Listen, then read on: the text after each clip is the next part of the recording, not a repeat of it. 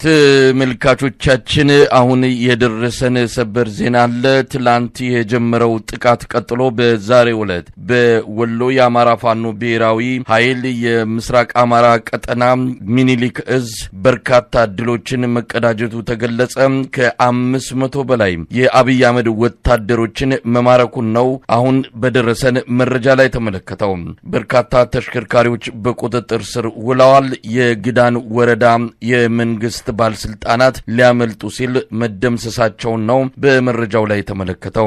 በርካታ ከተሞች በቁጥጥር ስር መዋላቸው የተገለጸ ነው።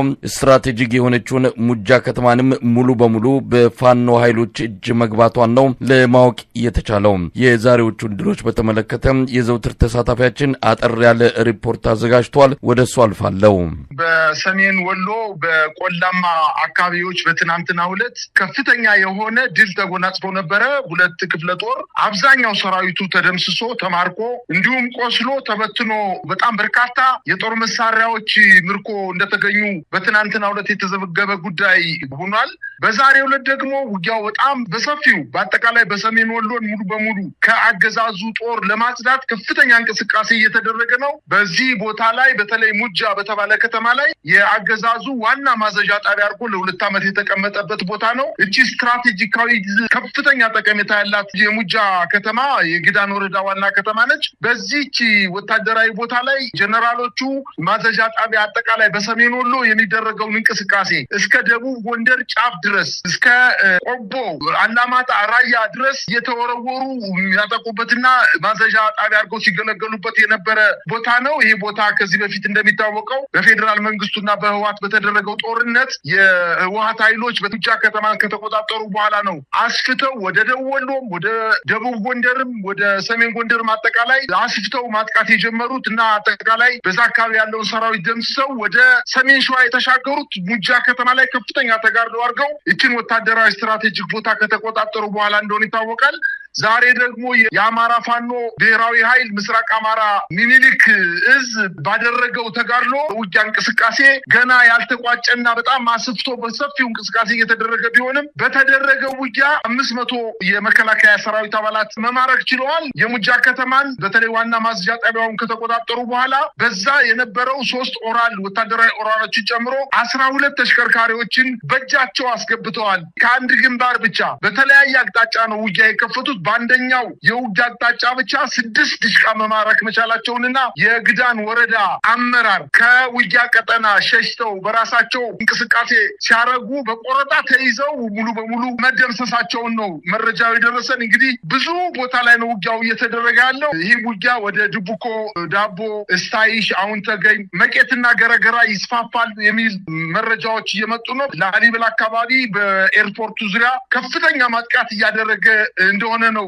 የተሰማው መረጃ። እንግዲህ ከባድ ጦርነት እየተደረገ ቢሆንም አጠቃላይ እንደ ትናንትናው የተገኘውን በአሃዝ ለመጥቀስ ውጊያው ከተጠናቀቀ በኋላ መረጃዎችን አጠናክረን የምንመለስ መሆኑንና ነገር ግን ውጊያው የሰሜን ወሎ አጠቃላይ ወረዳዎችን ከአገዛዙ ጦር ሙሉ በሙሉ ለማጽዳት ከፍተኛ የሆነ ዝግጅት ሲያደርጉ ሰንብተው ጥቃት መሰንዘራቸውን ነው መረጃዎችን እየደረሱን ያሉት። የመከላከያ ሰራዊቱም እንዲሁ ለመከላከል ሙከራ አድርጓል። በአንዳንድ ቦታዎች ላይ ገና ውጊያው ከመካሄዱ 1 ሰዓት እና 30 ደቂቃ ባልሞላው ጊዜ ውስጥ ከተሞችን እየለቀቀ ለረጅም ጊዜ የቆየባቸው ምሽጎች እየለቀቀ ምሽጎች በፋኖ ኃይሎች ቁጥጥር ስር እየወደቁ በርካታ ተተኳሾች፣ ትልልቅ ከባድ መሳሪያዎችና የቡድን መሳሪያዎችን መማረክ መቻላቸውን ነው መረጃዎች አሁን ዘግይቶ የደረሰን ዜና የሚያመላክተው። እንግዲህ መረጃዎችን እየጠበቅን ነው። ከቀጠናው የፋኖ አመራሮች እንደገለጹት ከሆነ በየቦታው የሚደረጉ ውጊያዎችን ዝርዝር መረጃ ተጠናቅረው የሚቀርቡበት ዛሬ ያሉትን አንዳንድ ያውደ ውጊያ ውሎችን ስንመለከት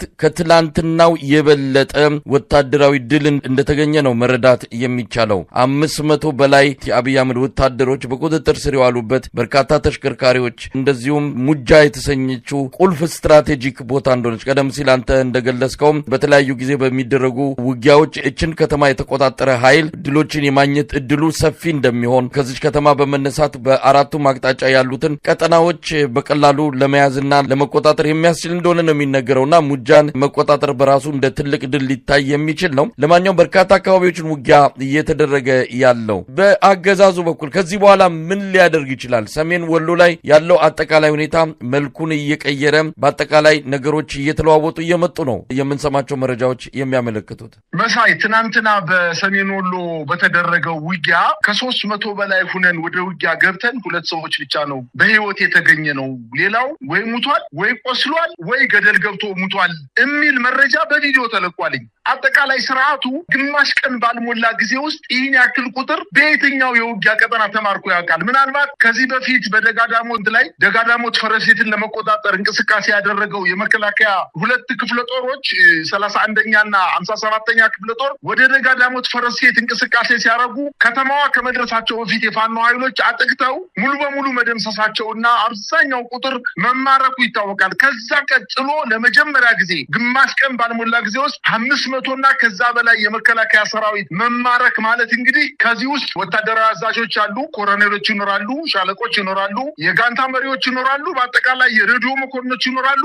ስርዓቱ በዛ አካባቢ የነበረው የማዘዣ ጣቢያ ተመቶ በፋኖ ቁጥጥር ስር ገባ ማለት የአካባቢ ሙሉ በሙሉ ሰራዊቱ ፈርሰዋል ማለት ነው። ከእዝ ጠገገት ወይም ከኮማንዲንግ ሲስተም ወጥቶ በአገኘበት ጫካ ራሱን ለማደር እየተንቀሳቀሰ ነው ማለት ነው። ይሄ የሚጠቁመው መሳይ የወረዳ አመራሮቹ ከእዝ ጠገገታቸው ከመከላከያ ሽፋን እየሰጠ እንዳቆያቸውና አሁን መከላከያው እንደማያድናቸው ሲያውቁ ወደ ጎራባች ወረዳዎች መኪና ይዘው ሊያመልጡ ሲሉ መመታታቸው ራሱ እንግዲህ እኔን ይቀጣ ብለው ሌሎች ወረዳዎች ትምህርት ወስደው ከዚህ መታቀብ እንዳለባቸው ነው በዚህ አጋጣሚ መግለጽ የምፈልገው። በአጠቃላይ ግን ስርዓቱ በሰሜን ወሎ ብቻ አይደለም። ይሁን ስርዓቱ እየፈረሰ ከመሆኑ በተጨማሪ የፋኖ ኃይሎች ውጊያ በሚያደርጉበት አካባቢ የሚገዳደራቸው ኃይል እንደሌለና ሰራዊቱ ፊት ለፊት ሞራል ኑሮት የፋኖ ኃይሎችን ለመምታትም ይሁን ለመከላከል አቅመቢስ የሆነ ስርዓት እንደሆነና ምናልባትም ጀንበር እያዘቀዘቀች እንደሆነ ነው ማየት የሚቻለው። እንግዲህ በየትኛውም የውጊያ ቀጠና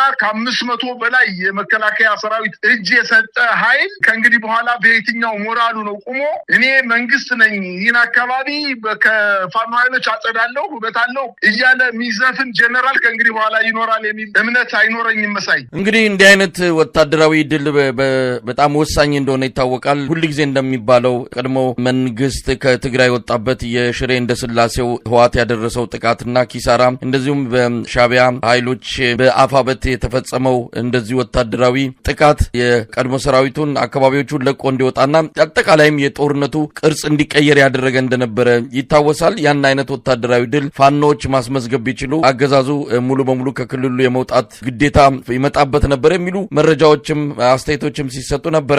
ይሄ አሁን የምናየው እነዚህ አይነት ወታደራዊ ድሎች የተደገሙበት እንደሆነ ነው። እንግዲህ ምን ማለት እንደሚቻል ከአገዛዙ በኩል የሰማነው ነገር የለም። ምን እያሉም እንዳለም በጉዳዩ ላይ የሚያስተባብሉት ሐሰት ነው ብለው የሚገልጹት አይደለም። በቪዲዮ ጭምር ተጠናቅሮ እየወጣ ያለ መረጃ ስለሆነ